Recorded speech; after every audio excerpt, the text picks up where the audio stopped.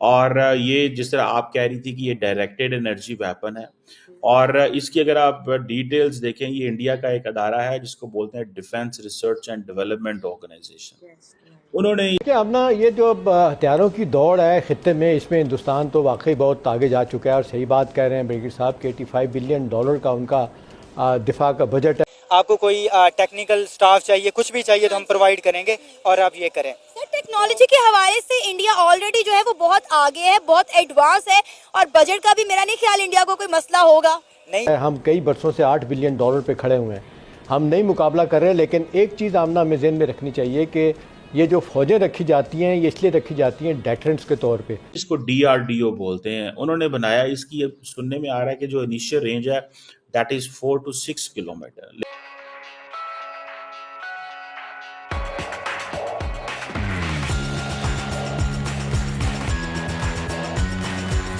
इनकी जिन मुल्कों की फ़ौजें होती हैं उनके दरमियान जंगें नहीं होती। अभी आपको स्पेसिफिक 2-3 चीज़ें मैं बताऊंगा अभी जिसका जिक्र किया गया। अभी देखें हुआ ये क्या था। अब ये जब पुलवामा का वाक़या हुआ था ना आमना, उस वक्त ये रूड अवेकनिंग थी जब हमने उनका अभिनंदन को रोका हुआ था। उस रात वापस नहीं गए थे, तो हिंदुस्तान ने उसी रात को फैसला किया कि वो पाकिस्तान पर हमला करेगा और तय किया गया कि ये उकाड़ा वाली जगह पर एक वो मिसाइल मारा जाएगा। हमें चाइनीज़ ने, मैं आपको बताऊँ, चाइनीज़ ने हमें रात को इतला दे दी कि ऐसा होने जा रहा है। उसके बाद फिर क्या हुआ, जनरल बाजवा ने, वो जो सेंटकॉम के चीफ़ हैं जनरल टोटल, उनको फ़ोन पे बताया कि भी देखें हम ये रफ़ायती हथियारों में हम पीछे हैं, अगर हिंदुस्तान ने ये काम किया हमारी इत्तला है तो हम फिर हमारे पास और कोई हल नहीं है, हम न्यूक्लियर हथियार मारेंगे, ठीक है ना। उसके बाद ये मामला रुक गया। लेकिन पाकिस्तान के लिए भी ये एक बड़ा लम्हा था कि हमने सोचा कि हमें भी कुछ करना चाहिए। तो हमने सक्सेसफुली इसको कहते हैं कि सुपरसोनिक मिसाइल हमने बनाया F2, और जो 23 मार्च को ये अपने लोगों ने इसको देखा भी।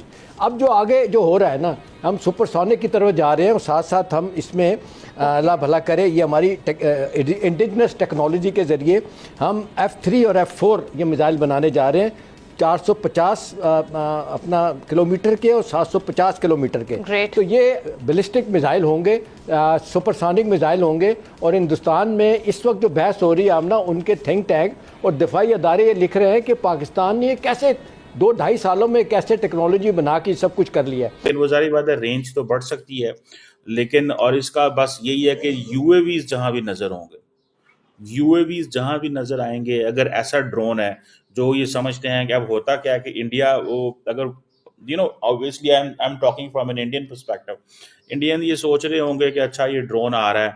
Sometimes there are drones they are going to target. ये स्वॉर्म ड्रोन्स की बात की है। स्वॉर्म ड्रोन्स के अंदर क्या होता है कि कोई इंटेलिजेंस शेयरिंग भी आ रही होगी। अब देखें ना, यूक्रेन वॉर अगर आप देखें तो ये जो स्वॉर्म ड्रोन्स थे इन्होंने भी बड़ा काम किया है कि किस तरह कि आप मल्टीपल ड्रोन्स उड़ाते हैं। वो समझे हर ड्रोन के अंदर गन है, हर ड्रोन जो है वो इस काबिल है कि वो मुख्तलिफ जगहों पे जाके हिट करके वापस आ सकता है। सस्ती चीज़ है, बंदे आपके बच जाएंगे। आप टेक्नोलॉजी का इस्तेमाल, वो ड्रोन तो उड़ सकते हैं जिधर मर्जी भेज दें, उनको कौन सा पता है वो पाकिस्तान की सरहद क्रॉस कर रहे हैं या नहीं वो क्रॉस कर रहे हैं। सो मुझे ऐसे लगता है कि ये इंडिया ने एक मेजर टेस्ट किया है। और इसमें आप देखें कि ये एक दफ़ा पहले भी 2024 में भी ये इस तरह के टेस्ट कर सके थे, किया था इन्होंने राजस्थान के अंदर।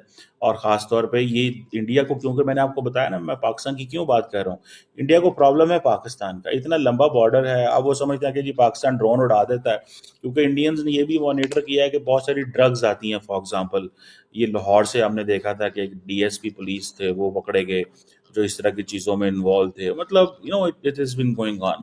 तो वो ड्रग्स आती हैं, लोगों के कनेक्शंस होते हैं, राब्ते होते हैं, मोबाइल के ज़रिए ड्रग्स आ रही हैं, उनको रोकना कैसा है। यहाँ पे ये स्वॉर्म, असल में तो ये स्वॉर्म ड्रोन्स के लिए है। और इसकी जो ज़ाहिर बात है इफेक्टिवनेस बड़ी तगड़ी है, जो कैपेबिलिटी है, जो जिसे कहते हैं ना, ये डिस्ट्रॉय कर सकता है। और आप समझ लें कि ये स्पीड ऑफ लाइट से जो है ना इंगेज करता है। और इसकी जो कहा जाता है कि जो पर शॉट है ना वो बड़ी कम कॉस्ट पड़ेगी एज कम्पेयर टू अगर आप गोली या उस चीज़ से करें, वो जो आप एक्सपेंसिव मिसाइल्स अगर इस्तेमाल करते हैं। अब मैंने बताया ना कि अगर एक ड्रोन छोटे साइज का है तो आप उसको गोली मिसाइल दूसरा तो नहीं मारेंगे। तो इसकी जो पर शॉट वो जो जो पड़ेगी वो कम पड़ेगी। और जैसे मैंने बताया कि ये इसकी one of the advantage of this system is that this is cheaper as compared to mobile missiles. For example, India के पास एक आकाश मिसाइल है, वो मेरा ख्याल है वो शायद 50 हजार या लाख की एक शॉट उनको पड़ सकती है, ठीक है ना जी। 50,000 की शायद एक शॉट पड़ सकती है। सो ये चैलेंज है। फिर देन दूसरा मैंने बताया कि ये जो एक जंग हुई थी जिसे बोलते हैं बड़ी पॉपुलर अजरबैजान अर्मेनिया वॉर, जिसमें India was supporting Armenia Armenia. जी। और इसमें आप देखें कि ये जो इफेक्टिव है अगेंस्ट स्वॉर्म ड्रोन, जैसे मैंने शुरू में कहा, सो ये इस जंग में ये I think Azerbaijan was getting all kind of this technology from Turkey. वो टर्की से ये टेक्नोलॉजी ले रहे थे और उन्होंने इसके ऊपर काफ़ी काम किया। सो इसके अंदर अनलिमिटेड एम्यूनेशन है। जब तक इसको पावर आप देते रहेंगे ये जो है वो करता रहेगा। और फिर दूसरा ये है कि ये साइलेंट है, मतलब बड़ी गन्स की तरह वो नहीं है, आवाज़ें नहीं आती। अब 2-3 इसकी देखें, इंडिया इसको डिप्लॉय कहाँ करने जा रहा है। देखें, एक तो ज़ाहिर बात है हम तो पाकिस्तान के एंगल से सोचते हैं। सो लार्जली इंडिया इसको चाइना और पाकिस्तान के बॉर्डर पे लगाएगा, क्योंकि चाइनीज भी अपने ड्रोन्स भेजती हैं इंडिया के अंदर इंटेलिजेंस इकट्ठी करने में। अब अच्छा इसका ये है कि ये जो इस पूरे के पूरे सिस्टम को, ये जिसकी तस्वीर आप देख रही हैं, इसको इंस्टॉल करना भी थोड़ा सा चैलेंज है। ये कहाँ कहाँ लगाना है, क्या करना है। सो लार्जली तो पाकिस्तान एंड चाइना बॉर्डर के ऊपर लगाएंगे ये।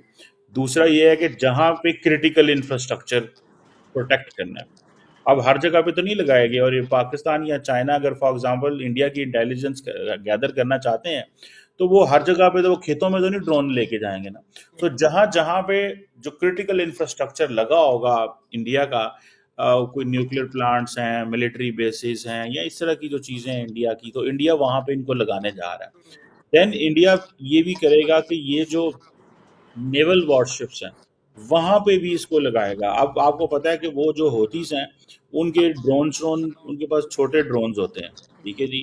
और वो उनको भी काउंटर करना होता है। सो ये आप देखें।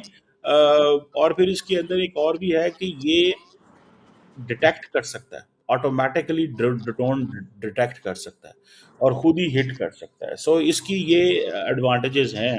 और इंडिया ने तो चाइना और सुना इजराइल के पास भी है, लेकिन वो इसको 2025 में डिप्लॉय करेंगे। उसका नाम है आयरन बीम के नाम से।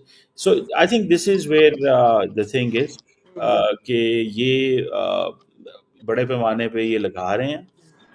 एंड व्हाट आई अंडरस्टैंड कि नरेंद्र मोदी ने ये जो आइडिया दिया था आत्मनिर्भर भारत, जरा इसको समझें।